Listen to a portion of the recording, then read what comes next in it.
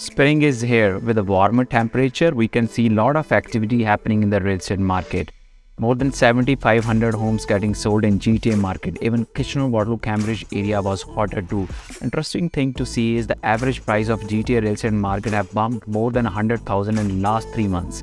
In today's video, we are going to discuss about GTA real estate market, about Kitchener-Waterloo area, and is this the right time to sell or buy, and what are our prediction in the coming months.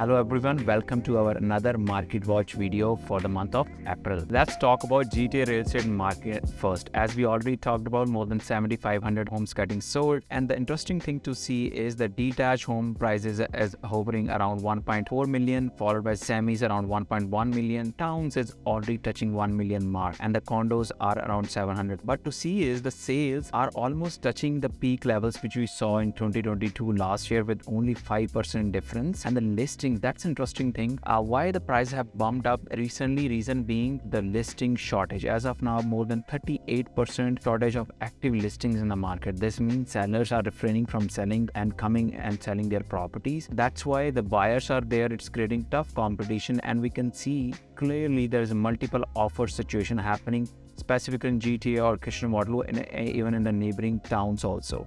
So if you see the listings are down, active listings are down to an average prices are almost down on year-on-year basis. If you see the average price comparatively month-to-month basis, we can see if you have been buying in the month of January, the average price around $1 million in GTA market, but that have bumped to more than 1.1 million. So there's a drastic change in the numbers. Also, the listings are down, so this is creating a tough competition among buyers and sellers. So what is causing all those influx of those buyers? The reason being these buyers have been holding back almost 1 year, because after 8 interest rate hikes, people were waiting outside in a panic mode. I know people personally who have the money sitting in the account, but they were not taking the action. But announcement of Bank of Canada in the month of January that they are not going to increase the interest rates in the future, it brought the momentum back for the buyers. So this means a lot of first-time home buyers, even investors, are active in the market, creating that tough competitions. Now think about it. If you are a seller, is this a right time to sell your home? It depends. I know people personally who have bought the properties in the peak of COVID in the last 2 to 3 years, even 1 year back in the February month. So if they were not able to sustain, we brought their property in the market, even though they were taking a loss of 50,000, 60,000, but rather than paying heavy interest rates, because they were doing only interest-only payments, it's better to capture those losses and move on with the life. So if you're in that situation, your credit, you're hit hard, maybe your mortgage is coming up for renew, or you bought in the peak. As of now, market situation is tight, the inventory is low, so it's giving you good opportunity to recover your losses and even make your deal profitable if you're selling your home. Another thing is, if you don't have a need, obviously it's a more of a financial situation, financial decision, I would say, that you need to make. This is the right time for you to sell or wait for the summer market. Typically summer market is hotter, but as of now, what we are educating our client is, because inventory is tight, so this is an opportunity where you can capitalize on this moment. On the other side, if you are a buyer, obviously you have seen the growth that is happening with $1 million average price in January, and February, March, April, we are already there. The average price is 1,150,000, and I can see clearly, if I show you the numbers, everything is going in multiple offers. This means you'll be facing tough competition maybe now in the future, when the Bank of Canada is meeting again on 7th of June for another interest rate announcement. If this says it's means same, this means the competition will become tougher for you as buyers. If they say, oh no, we are increasing it, inflation is not controllable, then there might be some pause in the real estate market. But as of now, we can see that inflation is already 4.3%, which is almost from the last peak we saw in the month of June, it was 8.1%. So Bank of Canada have some reason that they might not be increasing the interest rates in the future. So it's a tough time for the buyers. If you're sitting on the sideline, this might be an opportunity to grab those deals. Now let's go to the numbers. Overall in 2023, we can see more than 22,000 homes getting sold. If you're planning to sell or buy, these numbers are really important for you, because if you're investing in stocks or any type of investment, you should know what is the return on investment you're getting, or the stocks are performing. Similarly, you need to focus on which of the cities you can see a lot of activity activities happening. So that's why these stats are really important. If you see the Halton 2400 homes, I'm interested in Oakville, obviously Burlington too. But if you see the Peel, more than 4,000 homes getting sold. This means a lot of activity happening in this region. Obviously, city of Toronto, you cannot beat it because it's a high rise.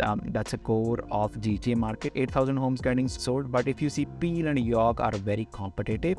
But I am more optimistic towards Peel in the sense because it's a combination of only 3 cities. But if you see York, it's like almost 7-8 cities. So this means a lot of activity happening in the Peel region, and then we have Halton region too, that's predominant. And if you see the average price, that should be really important when you're making your decision which city fits your budget. If you see a Peel, it's over than 1 million. If you see city of Toronto, more than 1 million. If you see York, you can clearly see there is a difference of 300,000 in the price of a Peel region and a York. So you need to define which budget, which area fits your affordability mark. And the Halton is competitive too, it's more than 1.2 million. So let's focus on if you're looking in specific numbers in detached. If you see the detached, the king will always be Peel. Obviously, city of Toronto have more sales happening. Also York has also their 748. But if you see in Brampton in particular, 362 detached are getting sold with the average price of more than 1.2 million. Mississauga is expensive to Brampton with the average price of 1.5 million. If you see Oakville, now you see the difference. It's 2 million as an average price in Oakville. So that's the reason this is like a premium city to focus on. If you see New York, obviously King is the king. It's 2.2 million. That's the average price of a detached. Overall, the average price, if you see in the GTA market, is around 1.4 million. But if you're looking for smaller type of homes, let's see if you're interested in specifically for Sammys. We already discussed the average price is more than 1.1 million. In Brampton, more than 100 Sammys getting sold with the average price of more than million.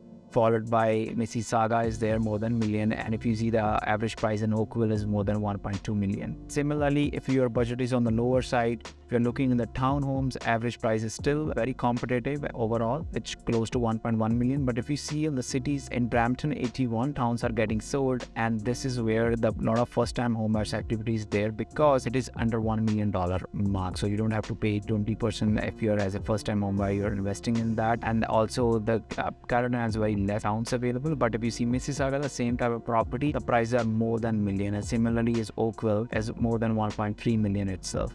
Now let's go into the, if you're looking on condo townhomes, average price is 800,000. And similarly, if you're looking for specifically for condo apartment, the average price is 724,000 with the most number of sales happen. Obviously, it is city of Toronto, and then Mississauga is hard to with the average price is more than 600,000. So I know a lot of first-time home buyers where the budget is tight. So this type of properties are very good as a starter home, as a stepping stone, and because of the price and the affordability range.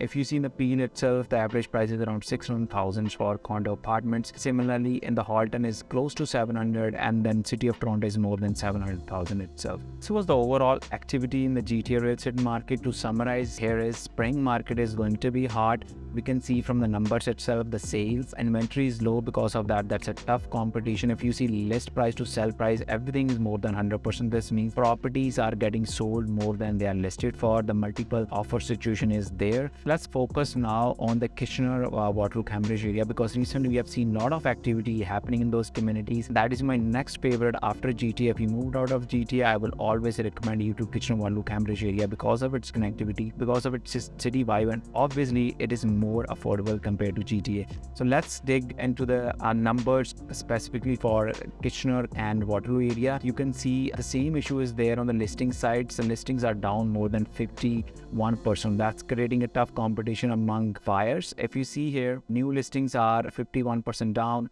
Sales are down too. Obviously, this is a year-on-year basis because the last year was more aggressive. But this is the interesting thing to note here is the average price in Kitchener-Waterloo-Cambridge area is 950,000. As we talked in GTA is 1150, so you can clearly see there's a 20% less or maybe 200,000 less if you compare apples to apple here in both the real estate market. So if your budget is less, you're squeezed and you're looking for a single family detached home, why not you look into those communities because you have a better choice available based on the price range. So let's go into the single family homes. So this was the average price, and if you're looking for obviously condos and townhomes, the average price is around 600,000 in those communities specifically. There's another interesting things to note, as we already talked about Toronto market, the same happening in Kitchener-Cambridge area also. So this is interesting things to look into, that if you have been buying the same property In January, you are paying 800,000. Now, in the month of April, you are supposed to pay 900,000. So this means there's a clearly 100,000 spike in the prices of real estate, even in Kitchener-Waterloo area too. So overall, if we talk about the real estate market, I feel the recovery is very quicker as anticipated, because we saw that it was going down once we saw the first interest rate hike on 2nd of March last year. But I'm really amazed by the recovery the real estate market have done in last 3-4 months. A lot of interest is there from first-time home buyers or even investors, and even sellers are pocketing on the profit. We can clearly see the 100,000 spike in the market. But what holds us in the future, we still need to calculate based on the inflation numbers and the new news coming in the month of June when the Bank of Canada is sitting again. But as of now, things are starting moving, and it's a good opportunity for you to capitalize on this real estate market. Thanks again for watching this video. Do share your comments and thoughts. It motivates us to create educational content for you.